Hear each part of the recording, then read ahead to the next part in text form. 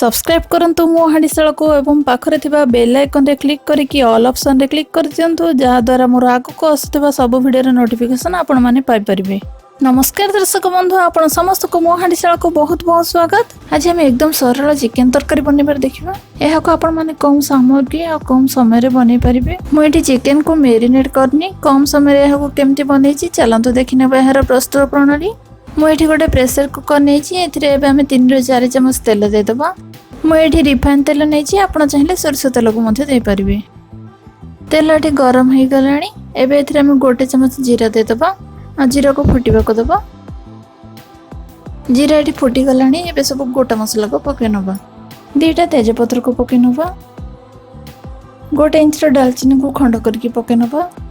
गोटे बड़ अळीच को पके नबा। एबे एठी दुईटी मीडियम साइज रो पियाज को पके नबा। पियाज को मु एठी लंबा लंबा आकार रे काटी नेछि। आको हम गोल्डन ब्राउन ले जाय भाजी नबा। एठी हमर पियाज भाजी हे गलानी, एबे एथरे हम 2 चमच अदरक रसुन बटा दे दबा। आको मध्ये किछि समय पर तेल रे भाजी नबा।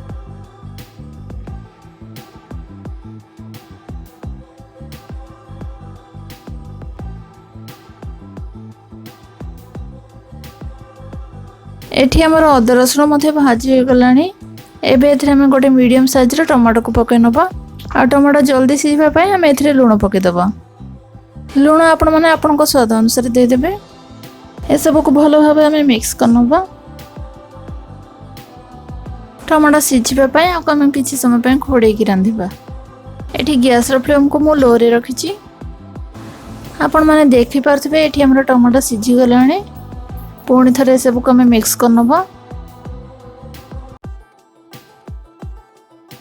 एबे एठी हम गुंड मसला को पके नबा। गोटे चमच लंका गुंड दे दबा। आधा चमच हळदी गुंड दे दबा। गोटे चमच जीरा गुंड दे दबा आ 2 चमच धनिया गुंड दे दबा। पुणी थरे सब को हम मिक्स करनबा।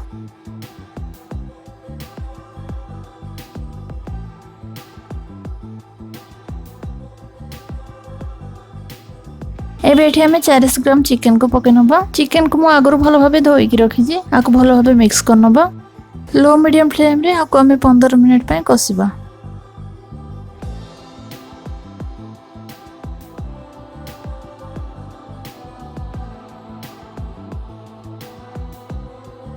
एबे एठी हमें 2टी कंचा लंका पके नबा। आ थरे सब को मिक्स करनबा। आको हमें घोड़े की लो मीडियम फ्लेम रे 15 मिनिट पय कसिबा। चिकन को मझरे मझरे मिक्स करथिबे, नहले तळ पाखर लाग जाय पारे।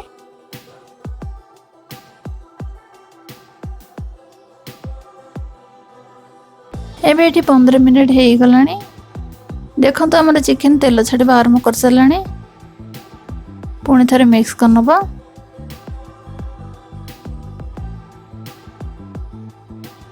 एबे एठी मो 1.5 ग्लास पानी दे दोछि। आपन को जते आ पानी दरकार ताले आ टिके ऐड कर देबे। पानी दे के को मिक्स करनबा।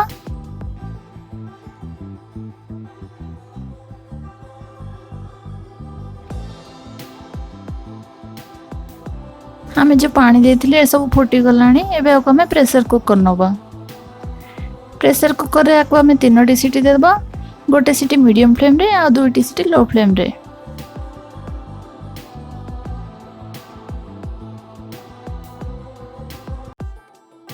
एठी हमर 3टी सीटी हे गला। आर प्रेशर जाय सरचे, एहा को बे खोली नबा। आपण माने देखि परथिबा हम चिकन तरकारी बहुत बढ़िया देखा जाउछ ना। एबे हमें गैस को ऑन करनबा।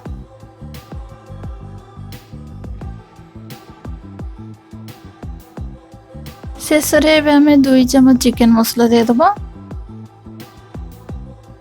आ किछि धनिया पत्र को दे दबा। मीडियम फ्लेम रे आको हमें 3 मिनिट पे रांधिबा। ए सब को हमें मिक्स करनबा। एठी हमरा 3 मिनिट हे गला। हमरा गरम गरम एकदम सरल चिकन तरकारी रेडी हे गला। एबे हाक मो प्लेट को बाहर कर दोछि।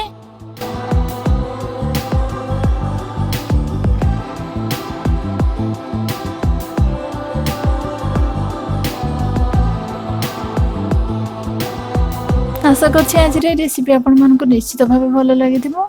जदि रेसिपी भल लगे ताहले लाइक कर दियंतु आ चैनल को सब्सक्राइब करबा को जमारू भूलिबेनी। पुणी आसीबे आ गोटे नुआ रेसिपी सह। रहूची नमस्कार।